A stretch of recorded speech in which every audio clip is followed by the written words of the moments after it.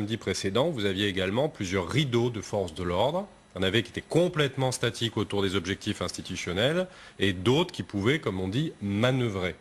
Donc l'idée, c'est d'économiser sur ceux qui, pendant une manifestation, d'ailleurs il y a eu un embryon de polémique là-dessus, vont être scotchés sur un objectif sans pouvoir se porter au secours de la manœuvre.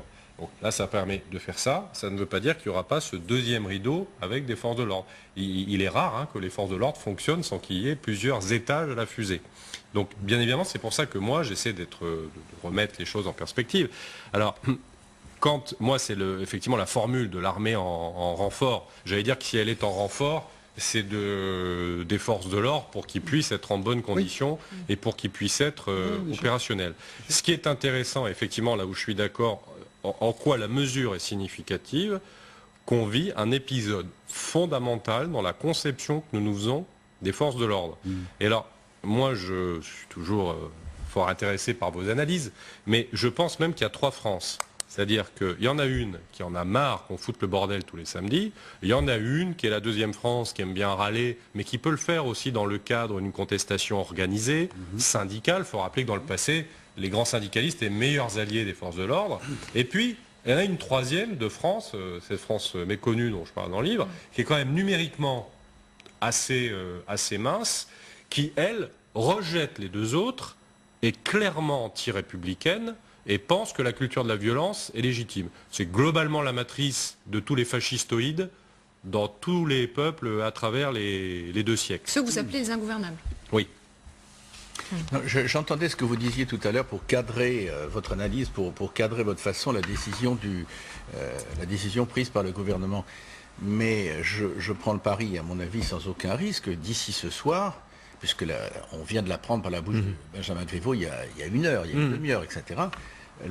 La montée en ligne contre cette décision, la montée en ligne politique contre cette décision d'abord de la France insoumise va être d'une violence inouïe. C'est très probable. Juste ajouter une chose, c'est que je suis persuadé aujourd'hui encore qu'il y a, étant donné le sérieux, la gravité, l'ampleur, la signification de ce que représentaient les Gilets jaunes, le mouvement des Gilets jaunes d'origine. Il y a encore beaucoup de Français qui ne voudraient, en tout cas pour rien au monde, qu'on oublie ça.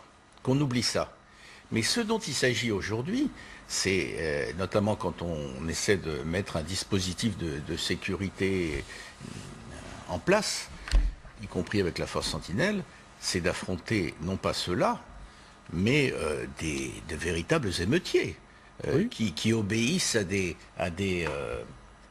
qui obéissent pas à des mots d'ordre, c'est eux qui les inventent, mais qui obéissent à des logiques qui sont, à mes yeux, anti-républicaines. Alors la complexité de l'affaire, c'est que il y a effectivement une majorité de Français qui, d'une façon ou d'une autre, continuent de dire « N'oubliez pas ce que nous avons dit au début, et nous attendons que vous le preniez en compte, et on vous jugera le moment venu. » Mais il y a ces émeutiers. C'est pour ça que techniquement, ça me paraît important de faire 3 groupes et de parler de 3 France, parce qu'il y en a une deuxième qui peut tout à fait comprendre qu'on peut continuer le débat, mais dans un cadre démocratique, républicain. Et je crois que ces 2 France-là, elles peuvent être totalement d'accord là-dessus. Et puis il y en a une troisième qui est totalement opportuniste. Chez les Black Blocs, ils appellent ça la technique du coucou, qui va se lever à l'intérieur de tout ça pour essayer de parasiter le dispositif, et qui, eux, sont des émeutiers, des factieux, des séditieux, tout ce qu'on voudra, mais qui sont anti-républicains. Pour les Black Blocs, qui sont une tradition venue de l'ultra-gauche, moi, pourquoi je les appelle les ingouvernables? Je ne leur reconnais plus le qualificatif de gauche, même ultra.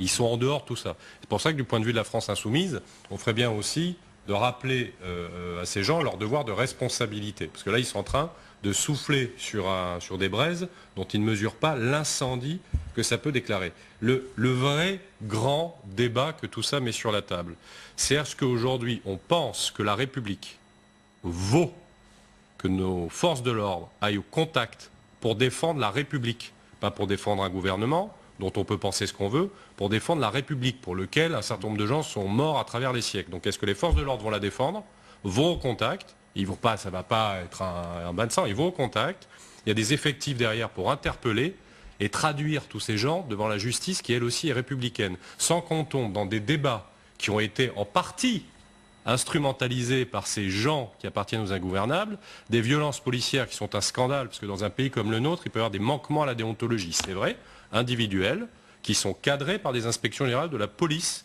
et de la gendarmerie. Mal. Je vous assure, Mal pour cadré. venir de ce milieu, elles le sont, et en tout état de cause, la formule de violence policière, et pour avoir vu beaucoup de police dans le monde, dans des États plus ou moins démocratiques, les violences policières, ça n'appartient pas aux policiers, aux gendarmes de notre pays. Je suis assez d'accord, mais je voulais juste, depuis le 17 novembre, aucune enquête de l'IGPN n'a abouti.